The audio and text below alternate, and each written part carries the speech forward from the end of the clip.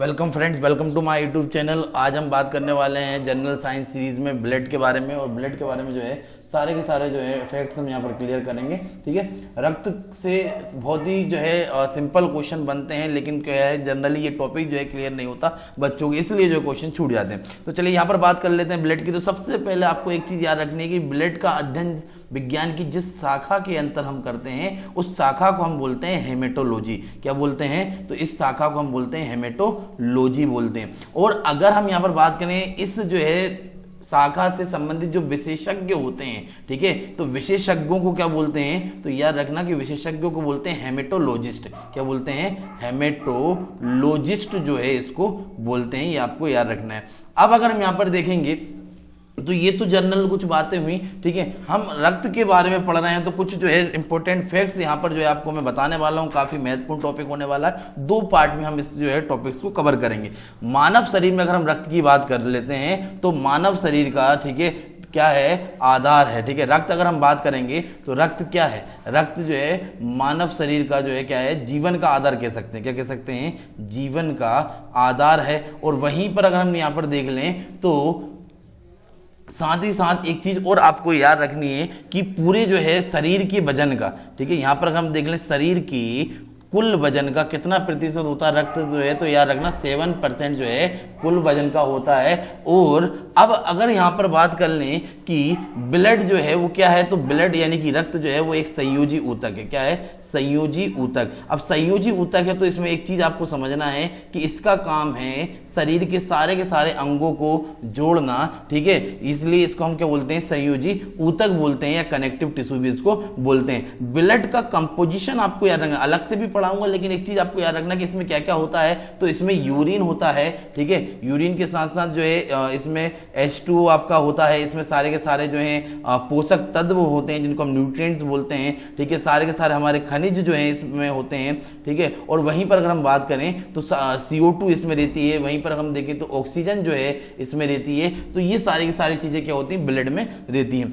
अब यहाँ पर एक चीज और आपको जो है याद रखना है, वो क्या है? वो ये है कि मेल में यानी कि पुरुषों में जो ब्लड होता है वो लगभग 5 से 6 लीटर जो है होता है। और वहीं पर अगर हम बात कर लें फीमेल्स की, तो फीमेल्स में ब्लड जो है वो कितना होता है? वो होता है 4 से, ठीक है, 5 लीटर। कहीं कहीं पे जो है ये 4.5 और 5.5 भी लिखा होता है। यानी कि यहाँ पर कुल मिला के मैं ये बोलना चाह रहा हूँ कि 7% ऑफ टोटल जो है वेट ऑफ द बॉडी, ठीक है, total weight of the body, ठीक है, इसका 7% जो है ये होता है कौन? ब्लड। चाहे जैसे मान लीजिए एक उदाहरण लेके मैं आपको समझा देता हूं कि अगर 100 किलो किसी व्यक्ति की बॉडी का वजन है तो उसका 7% कितना हो जाएगा? 7 किलो, ठीक है। तो 7 जो है लीटर अगर हम बात कर लें तो वो लगभग 7 लीटर क्या हो जाएगा? उसके अंदर ब्लड हो जाएगा। तो अब आप कहोगे सर आपने तो बताया था कि मेल में जो है 5 से 6 लीटर होता है। तो वो देखिए ये एक आदर्श कंडीशन दी है, ठीक है। बाकी 7% जो है of total weight of the body जो है ब्लड प्रेजेंट रहता है किसी भी व्यक्ति के शरीर में। अब पुरुषों की तुलना में जो महिलाओं में आधा या 1 लीटर जो रक्त कम होता है उसका रीजन क्या है? ठीक है, यहां पर आपको समझना है। तो उसका रीजन बहुत ही सिंपल है भैया, ठीक है। रीजन ये है कि जो महिलाएं होती हैं उनमें आरबीसी की कमी होती है। किसी कमी होती है? आरबीसी की। अब चूंकि आरबीसी की कमी है, आरबीसी क्या करती हैं? आरबीसी तो रक्त बनाती हैं, ब्लड बनाती हैं। अब आरबीसी की कमी तो खून की कमी, इसीलिए जो है क्या होता है? रक्त की कमी होती है, रक्त की मात्रा की कमी होती है, ठीक है, इसमें महिलाओं में, यानी हम कह सकते हैं फीमेल्स में। किसकी तुलना में? तो ये मेल्स की तुलना में फीमेल्स में जो है कमी होती है, ठीक है, लगभग आधा लीटर या 1 लीटर जो है कह सकते हैं आप, रक्त जो है वो कम होता है, ठीक है, पुरुषों की तुलना में फीमेल्स में। अब यहां पर अगर हम देखेंगे तो रक्त जो है इसको किस यंत्र से मापा जाता है ये आपके लिए काफी महत्वपूर्ण है। तो एक फैक्ट तो आपको ये भी याद रखना है कि रक्त को एक यंत्र है हीमोसाइटोमीटर, ठीक है, यहां पर याद रखिएगा इसका नाम हीमोसाइटोमीटर। इसके द्वारा जो है क्या करता है? रक्त को जो है, रक्त की मात्रा को या ब्लड को हम जो है नापते हैं। अब यहां पर एक चीज आपको दिख रहा होगा, यहाँ पे पीछे जो है स्क्रीन पे भी आपको जो है ब्लड जो है चलता हुआ दिख रहा होगा। इसमें एक चीज आपको समझ में आ रही है कि सर ये ब्लड जो है ये लाल क्यों होता है? ठीक है, तो इसकी भी कहानी समझ जा देते हैं।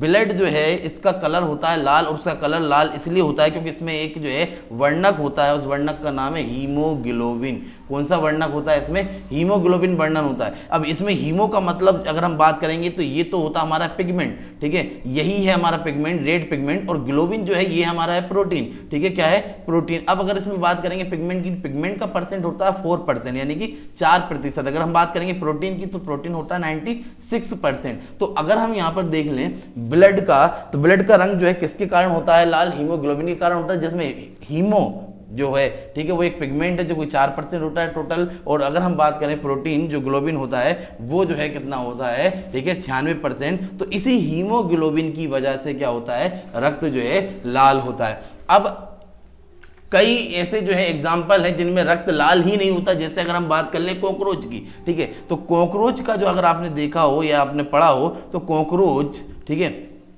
कॉकरोच का जो ब्लड होता है, ठीक है, या रक्त कह सकते हैं हम, वो कैसा होता है? तो याद रखिएगा ये वो सफेद होता है। अब कॉकरोच का रक्त सफेद क्यों होता है? ठीक है, तो जैसे मैंने बताया कि व्यक्ति का जो रक्त है वो लाल होता है क्योंकि हीमोग्लोबिन के कारण, ठीक है, किसके कारण?